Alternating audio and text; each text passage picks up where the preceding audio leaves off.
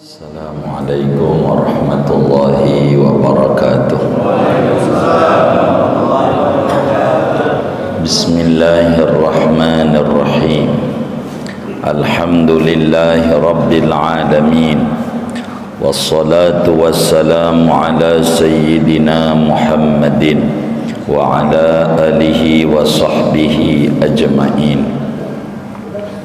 Ya Aliyu, wahai Ali, man qara'al Qur'ana, barang siapa membaca akan Al-Quran, walam yuhilla halalahu, dan tidak menghalalkan ia akan kehalalan Al-Quran, walam yuharrim haramahu, dan tidak mengharamkan ia akan keharaman Al-Quran,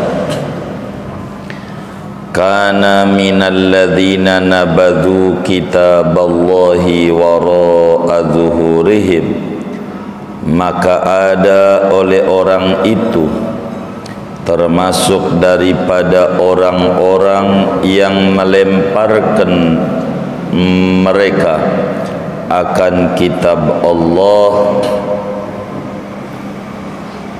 wara'a zuhurihim, di belakang punggung mereka. Shadaqa Rasulullah sallallahu alaihi wasallam.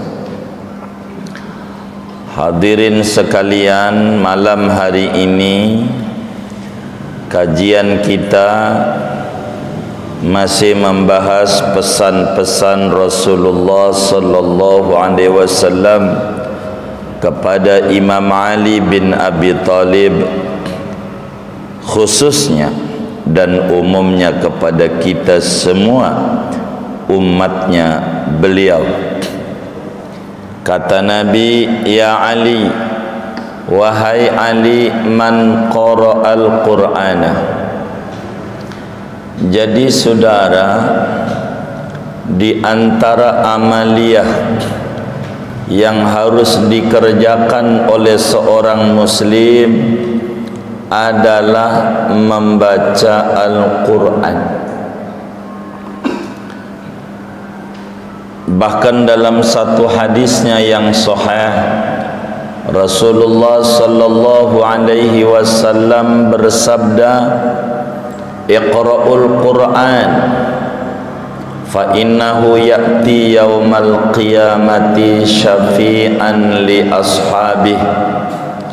Kata Nabi, ayo pada baca Al-Quran, sebab nanti Al-Quran bakal menjadi pembela yang meloloskan orang yang membacanya daripada peradilan Allah.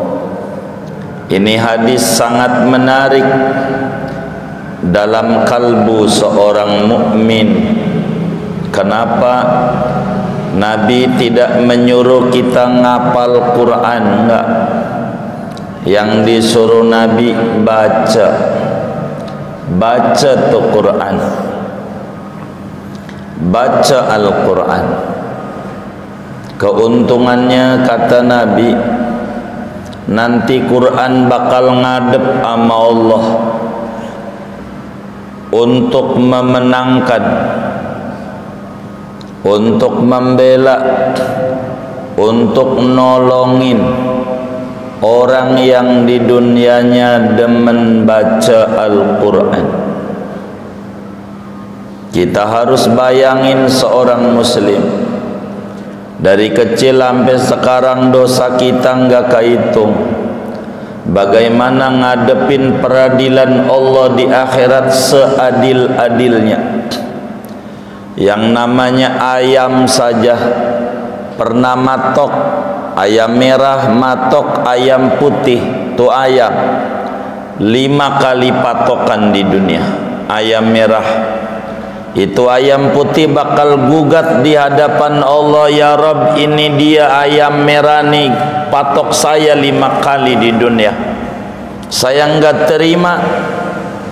lalu kemudian diadakan peradilan oleh Allah, maka akhirnya ayam merah tuh disuruh patok sama ayam putih.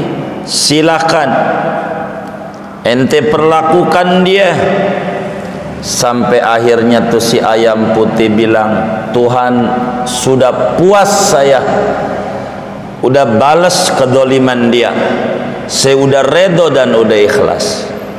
Ini ayam yang gak ada akalnya digituin nama Allah. Bagaimana kita yang ada akalnya? Mau apa jawaban kita di hadapan Allah? Siapa yang bela kita? Maka bagi orang yang mau baca Al-Quran, di akhirat bakal dibela sama Al-Quran. Bayangin bagaimana kalau orang sampai mendapatkan pembelaan kuat dari Al-Quran. Masa iya dia bakal dicemplungin di neraka Allah? Ilokan Quran yang bela sampai dia nyebur ke neraka. Beruntung orang di dunia demen dia baca Quran. Dan baca Quran itu adalah ibadah paling tingginya ibadah. Dalam hadis yang lain, Rasulullah sallallahu alaihi wasallam bersabda, afdhalu ibadati ummati qiraatul Quran. Ibadah yang paling topnya dilakukan oleh umatku adalah baca Quran. Bukan hafal. Nabi nyuruhnya baca. Kenapa harus baca Quran? Yang kita harus fahami betul, Quran adalah firman Allah. Ada seorang mengaku cinta kepada seorang cewek. Dia demen banget tuh sama cewek. Suratnya berkali-kali dikirim kepada dia. Sampai jumlah tuh cewek ngirim surat sama dia lebih dari 100 surat. Tapi ora pernah dibaca surat cewek. Ini kira-kira nih orang nih sebenarnya demen gak tuh sama tuh cewek? Demen gak? Hah? Kenapa enggak? Suratnya enggak dibaca. Kalau kita ngaku cinta Allah, Allah kirim surat sama kita 114 surat. Itulah Al-Quran. Lalu kemudian kita ora baca-baca sama sekali. Ini dia ngaku kalau ditanya cinta Allah, cinta. Kalau jawaban saudara palsu.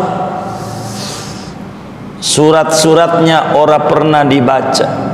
Mau ngapa hidup? Allah yang diharapin rezekinya sama kita, lalu surat-suratnya ora dibaca sama kita.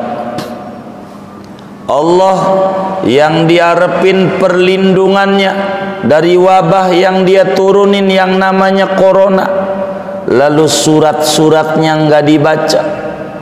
Bahkan Allah jelasin dalam Al-Quran, wa nunazzilu minal Quran ma huwa syifa. Quran ini kami turunkan sebagai obat. Lalu pengen sehat, obatnya enggak diminum. Ini orang keliru. Maka orang beriman itu kudu baca Al-Quran. Kudu baca Al-Quran. Jangan tidak baca. Bagaimana kalau kita tak ngerti Al-Quran? Apa ini maknanya? Biar tak ngerti masih dapat ganjaran. Itulah hebatnya Quran. Sebab Al-Quran adalah lafzun munazzalun ala Muhammadin sallallahu alaihi wasallam al-muta'abbad bitilawatih. Quran adalah firman-firman Allah yang diturunkan kepada baginda Nabi Muhammad. Kitab suci yang diturunkan ke muka bumi sebagai penutup untuk pedoman hidup seorang manusia, namanya GBHM, garis-garis besar haluan manusia supaya selamat dia di dunia.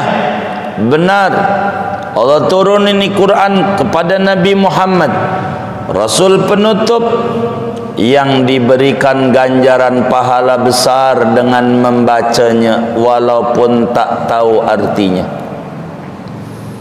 Imam Ahmad bin Hanbal, murid Imam Syafi'i, tahajud tiap malam 300 rakaat, tidak pernah putus dari umur 8 tahun sampai 80 tahun. Tidak pernah berhenti tiap malam.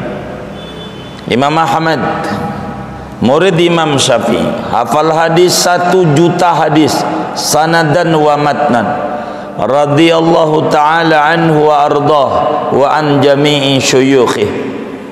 Itu Imam Ahmad, Allah anugerahi karomah ngimpi ketemu Allah. Itu Imam Ahmad, Allah anugerahi bisa ngimpi ketemu Allah. Kalau kita tinggian, orang tua juga jarang, yang sering gondoruo mulu, orang jelas. Ini Imam Ahmad ngimpi ketemu Allah bukan sekali, saudara, 100 kali. Imam Ghazali tulis dalam kitab Ihya Ulumuddin, pada kitab tentang Al-Quran, 100 kali. Yang ke-100 Imam Ahmad nanya sama Allah. Kata Imam Ahmad, ra'aitu Rabbal Izza fil manam. Begitu di Ihyanya bunyinya, saya ngimpi ketemu Allah 100 kali. Ketika ke-100 saya nanya, ya Rabb, ma afdalu ma yataqarrabu fihil mutaqarribuna min ummati Muhammad. Ibadah apa yang paling tinggi yang dikerjakan oleh umatnya Nabi Muhammad? Kata Allah jawab dalam mimpi, qiraatu kalami, baca Quran. Imam Ahmad nanya, bifahmin am bi ghairi fahmin ya Rabb? Ya Allah, perlu tahu artinya apa kagak?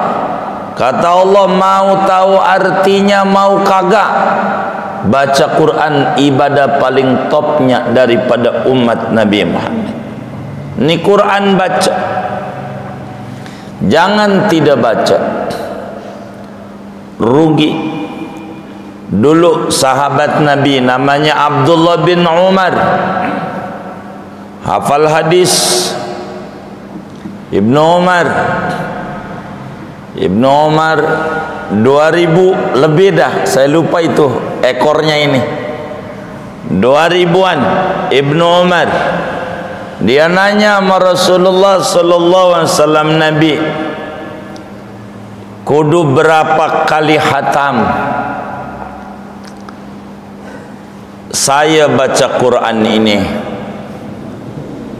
Kata Nabi, ya sebulan sekali aja. Kata Nabi, sebulan sekali, salasuna yauman, 30 hari, sebulan aja. Kata Ibnu Umar, saya kuat dan lebih dari itu ya Rasulullah. Kuat 20 hari kamu mesti hatam. Kata dia, saya kuat ya Rasulullah 20 hari, lebih dari itu saya kuat. Kata Nabi, 10 hari sekali. Kata dia, saya kuat lebih dari itu Nabi, seminggu sekali. Dia bilang, saya kuat lebih dari itu Nabi. Kata Nabi, ya wis, 3 hari sekali, jangan kurang dari itu dah, jangan nawar lagi, 3 hari. Maka saudara, baca Quran ini dalam Islam dibagi pada 3 kelas. Ada 3 kelasnya yang disebut pencinta Al-Quran. 3 kelasnya. Pertama namanya kelas atas. kelas atas. Kelas atas tuh kalau sekolah namanya apa ya? SMA. Kelas SMA itu sehari 10 juz. SMA 3 hari khatam. Itu kelas atas SMA. Di bawah itu namanya kelas menengah. Kalau sekolah namanya SMP. Seminggu khatam. Diatur sama Nabi dari malam Jumatnya itu. Diatur Al-Baqarah sampai akhir Al-Maidah. Itu Jumat. Sabtu Al-An'am sampai akhir surat Taubah diatur. Sampai malam Kamis Al-Waqi'ah sampai An-Nas. Begitulah kelas SMP. Kemudian kelas dasar. Kalau sekolah namanya SD. Ini sehari sejuz. Jadi sebulan khatam. Ada yang 3 hari khatam, ada yang seminggu khatam, ada yang sebulan khatam. Sebulan khatam namanya tingkatan SD. Kalau seminggu namanya tingkatan SMP. Kalau 3 hari namanya SMA. Yang menjadi pertanyaan saudara kita orang nih, Darul Ma'wa tingkat apa kira-kira? Ini masjid ini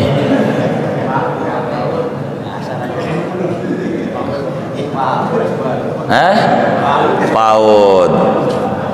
PAUD berarti belum pencinta, masih simpatisan. Iya, nggak masuk di 3, nggak masuk ya. Iya udah, nggak apa-apa, simpatisan nggak apa-apa. Sehari seain itu namanya kelas PAUD. Sehari seain, pokoknya saban hari seain. Hari ini seain, besok seain. Kalau lagi semangat 2 ain, 3 ain. Enggak semangat seain sehari. Ini sehari seain jangan sampai nggak masuk ini. Ini bukan PAUD lagi nih. Bisa playboy nih. Bukan playgroup. Ini mau masukin playgroup nggak masuk ini. Ini mau ngapain? Itu Quran nanti dikubur bakal ditanya. Kita orang nih sama Munkar Nakir alaihi wassalam ditanya kita waktu dikubur, ditinggal oleh keluarga kita 7 langkah dalam hadisnya itu. Suara sendalnya itu, toprak-topraknya itu. Ditanya kita orang, ma imamuka? Fulan, apa imammu? Munkar Nakir tanya. Dijawab oleh kita, Al-Qur'anu imami. Al-Quran imam kami, kata dia. Al-Quran. Panggil tuh Quran sama Munkar Nakir, dibuktikan Quran bener nggak ini imamnya kamu? Kata Quran, kagak. Yang dibaca WA mulu. Mana politik lagi yang dibaca? Begitu. Wah udah, orang ini bakal digebukin ini. Yang kayak begini, gebukin. Loh, surat-surat Tuhan untuk dia enggak dibaca. Surat Tuhan yang rezekinya diminta sama dia, yang perlindungan dari wabah dia minta, yang istrinya biar dia nurut sama dia minta, tapi surat-suratnya tak baca. Betapa jahat orang model kayak begini. Mau ngapain hidup di dunia? Panjang ini umur hanya karena umur doang, waktu doang. padahal umur ada kaleng kerupuk yang tak punya nilai kecuali isi yang ada di dalamnya. Mau ngapa kita? Jangan-jangan di masih diberi kesempatan hidup sama Allah biar kita baca Quran sebelum kita mati. Tuh Quran kalau yang tukang baca biar kata sehari seain di kuburnya bakal ngomong sama kita. Nabi yang bilang, "Ata'rifuni," kata Quran, "ente kenal gue enggak? Siapa ya ini ganteng cakep? Saya enggak punya teman secakep ini. Yang ada model begini di sinetron-sinetron doang. Ini kagak ada. Aku Quran yang dulu dibaca buat nemeninmu biar tidak iseng di kuburan sendirian." Tuh yang tukang baca Quran. Kita baca biar kata kita belepotan udah baca. Masih lebih bagus daripada orang ngaku dia lancar baca Quran tapi orang pernah baca. Baca aja. Baca mumpung dikasih kesempatan hidup kamu. Ada 6 indikator orang yang membuang Al-Quran. Ada 6. Ini satu hadis ini dari 6 yang belum kita bedah tuh materi itu. Enggak mau baca dia. Baca. Mau ngapa kita hidup? Kita pengen konveksi kita laris, tapi surat Allah enggak pernah dibaca sama kita. Mau ngapa hidup? Mau nyari apa? Di dunia sebentar doang. Ya Rabbana, mau nyari apa kita di dunia? Kita pengen hidup enak, tapi kita lupa bagaimana caranya pengen mati enak. Enggak ada cara. Baca Quran sehari sa'in aja, enggak usah banyak. Sa'in enggak kuat saya sa'in, seayat. Tapi kalau seayat banget dah. A'udzubillahi minasyaitonirrajim. Bismillahirrahmanirrahim. Alif lam mim. Shadaqal nadzim. Cepet amat.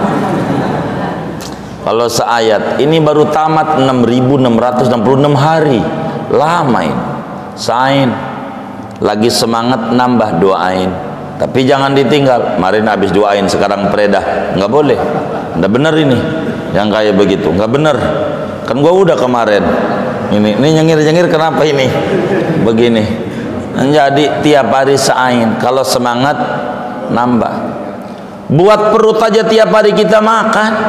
Buat perut yang nanti badan kita ini bakal dimakan belatung, bakal makan cacing di perut, di tanah bakal dimakan cacing, dimpanin buat cacing. Kita makanin yang enak-enak, masa buat rohani kita enggak kita kasih apa-apa? Mau apa kita hidup bila rohani ini enggak mau diisi?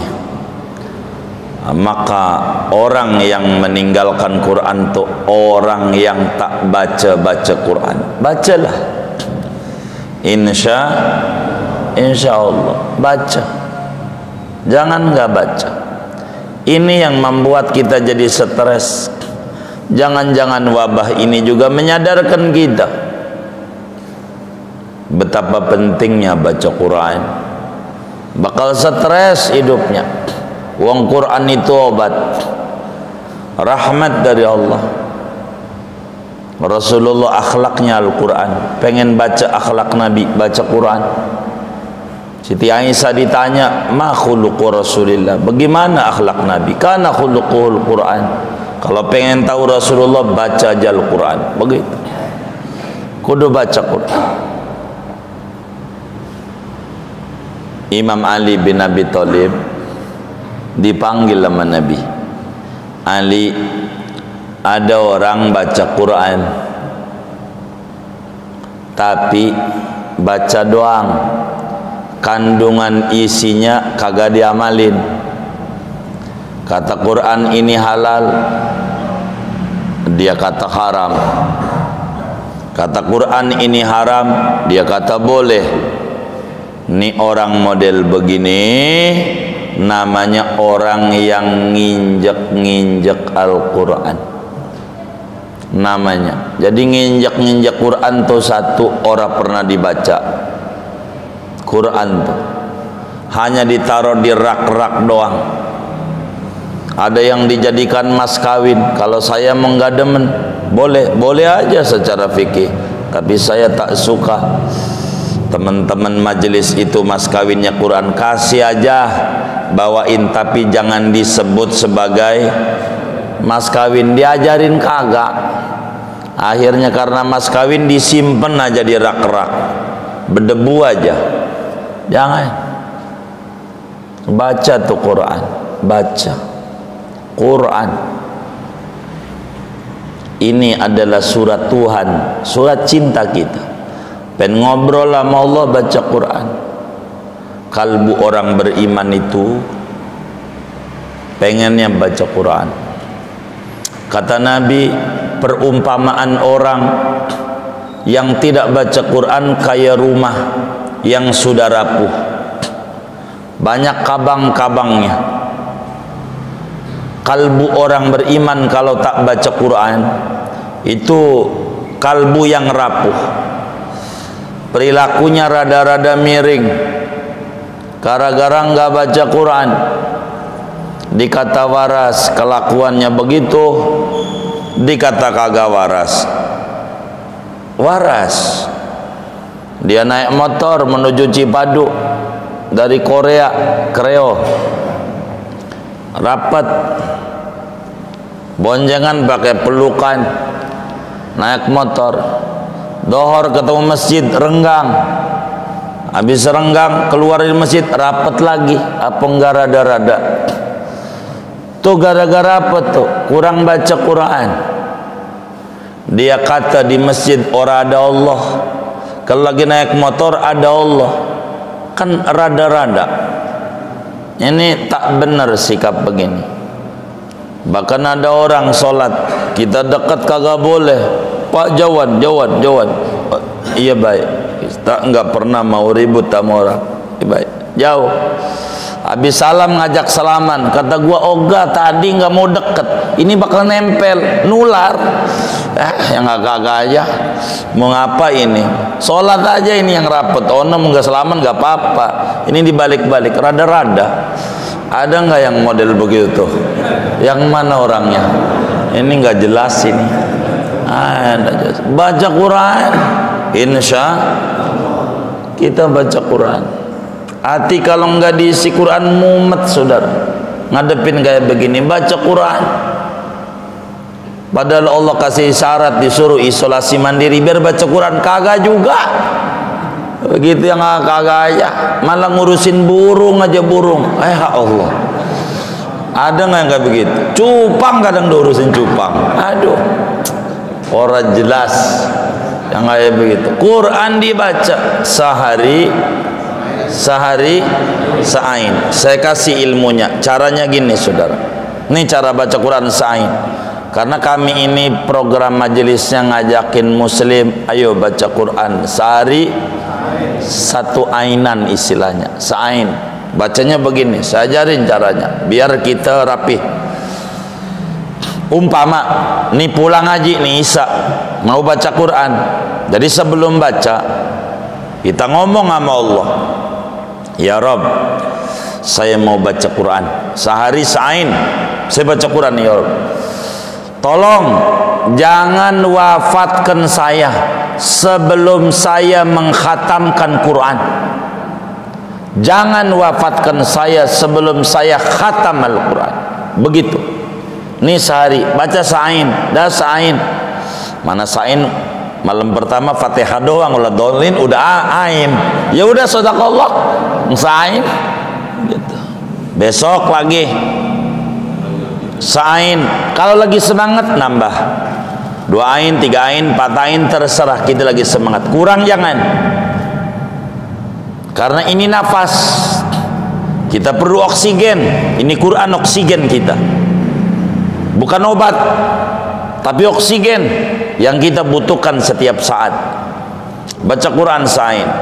Nanti waktu mau hatam, ya bisa sebulan, 2 bulan, 3 bulan dah hatam kita Quran, hatam. Anggap deh 4 bulan hatam kita. Surat An-Nas nih malam ini nih. Udah 4 bulan yang lalu kita baca Quran An-Nas. Nah, jangan berhenti minal jinnati wan nas, jangan. Jadi berhentinya jangan di situ kata Nabi. Berhentinya kita habis An-Nas jangan shadaqallah. Bismillah lagi Al-Fatihah. Sampai waladhdallin amin, bismillah alif lam mim. Al-Baqarah. 6 ayat tuh yang kayak orang tahlilan.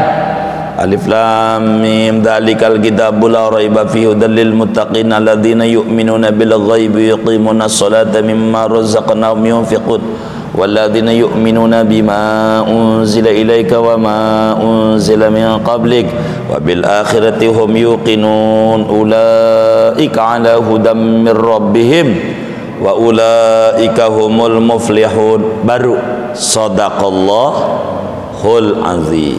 Begitu tuh caranya. Setiap menghatamkan Quran jangan di minal jinnati wan nas, berhentinya di ulaika ala hudam mir rabbihim wa ulaika humul muflihun. Shadaqallahul azim, doa khatmul Quran. Ketika Quran hatam, 60.000 malaikat siap mengamini apa yang diminta oleh orang yang baca, yang hadir di tempat baca. Minta apa aja Allah kasih. Itu begitu.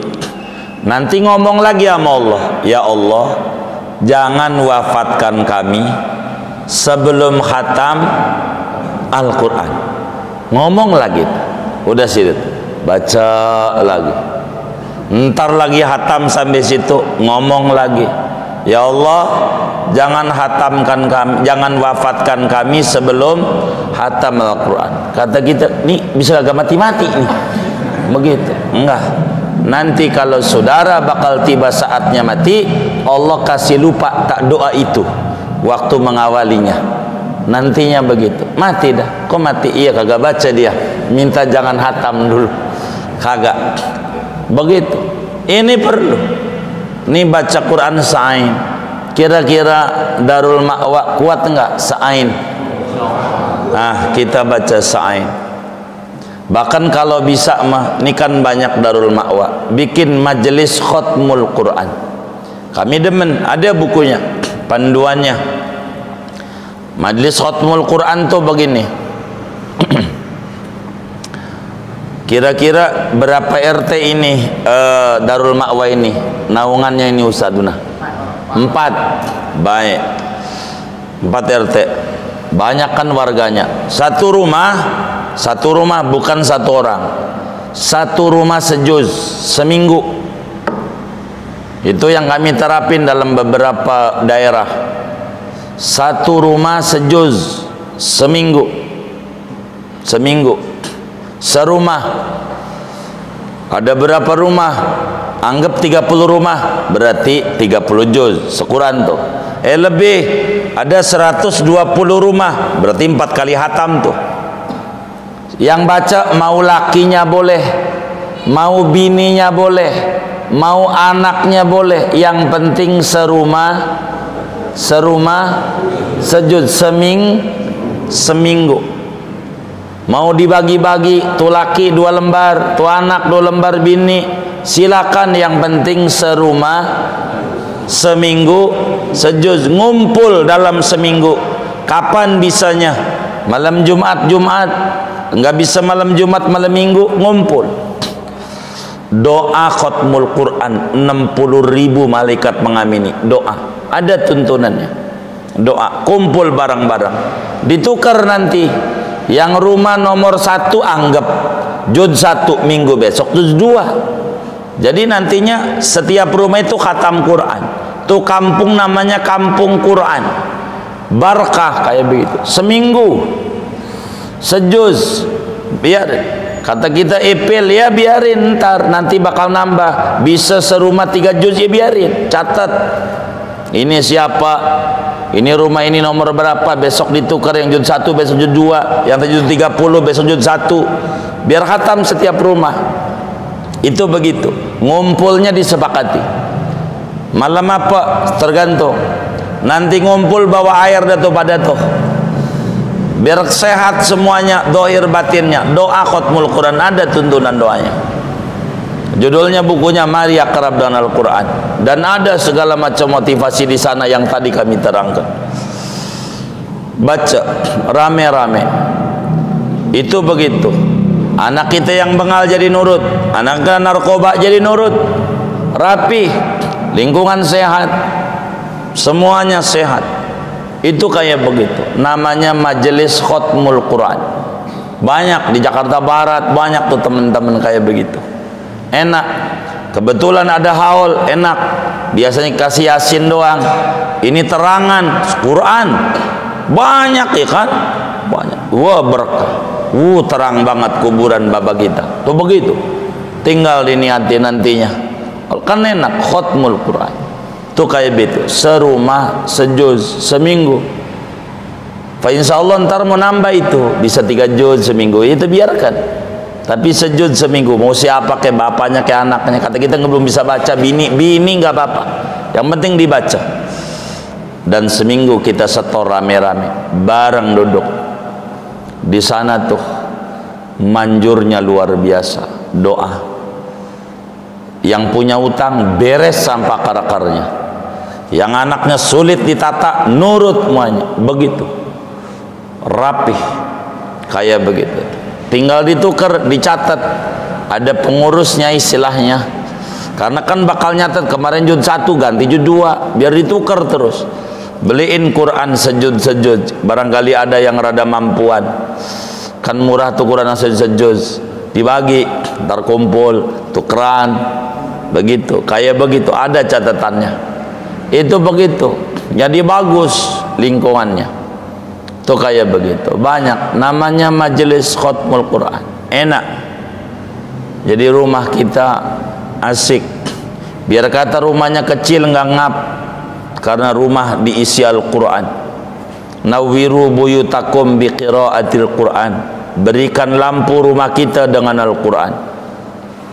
Itu serumah. Nah, yang harian setiap hari satu ain. Begitu terus saja begitu. Berkah.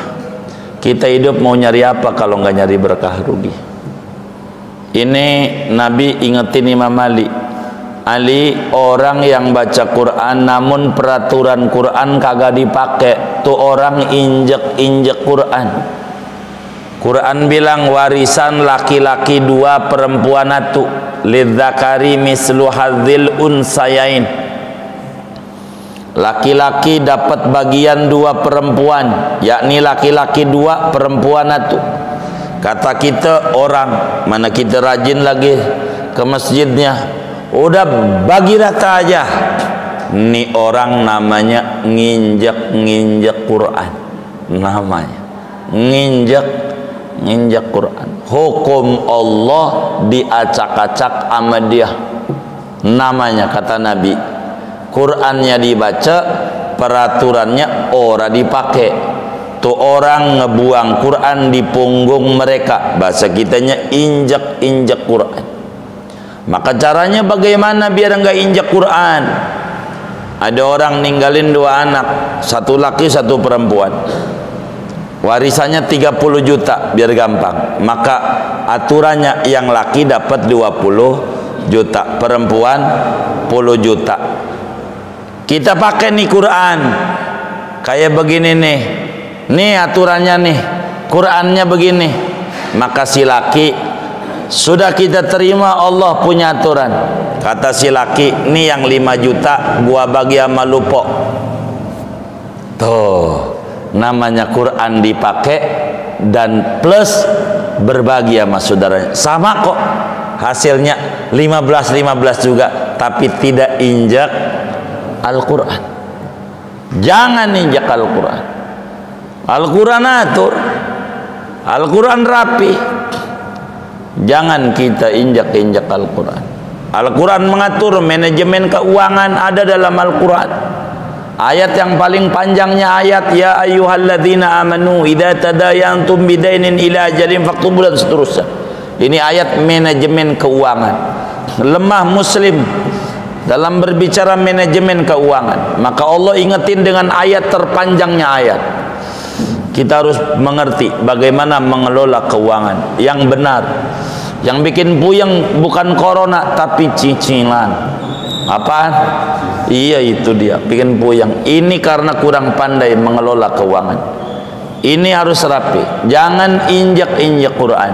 Kata Nabi Ali, orang yang Al-Quran itu dibaca, tapi hukum Allah yang di Quran dia injak-injak.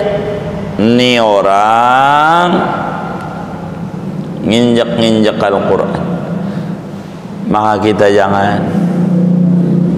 Kita harus baca Al-Quran.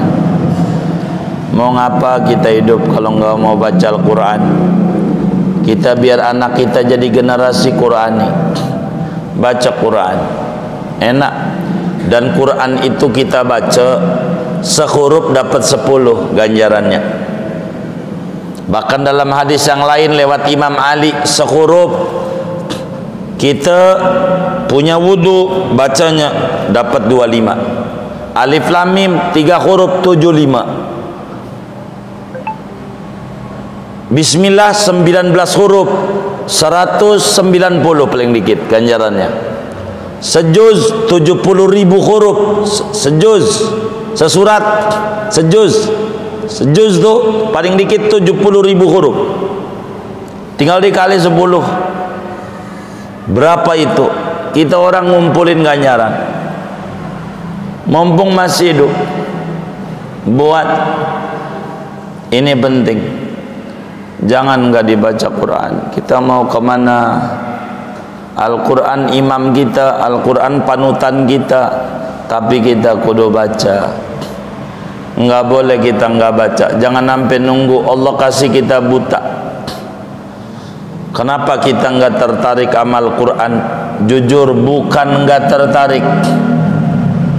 Nggak ada muslim yang nggak tertarik sama Al-Quran, kagak ada. Semua muslim tertarik dengan Al-Quran. Lalu kenapa tertarik? Ora baca. Bukan ora baca, Allah larang dia baca, maka lidahnya tak kuat untuk baca Quran. Tak kuat, Allah larang. Kayak perempuan lagi men, tak boleh baca Quran, maka dia juga lagi men jiwanya, tak boleh baca Quran.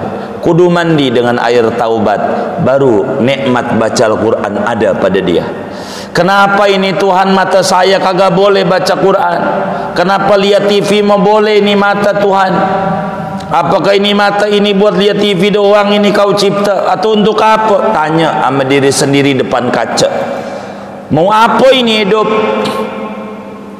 Mau kemana tujuan hidup?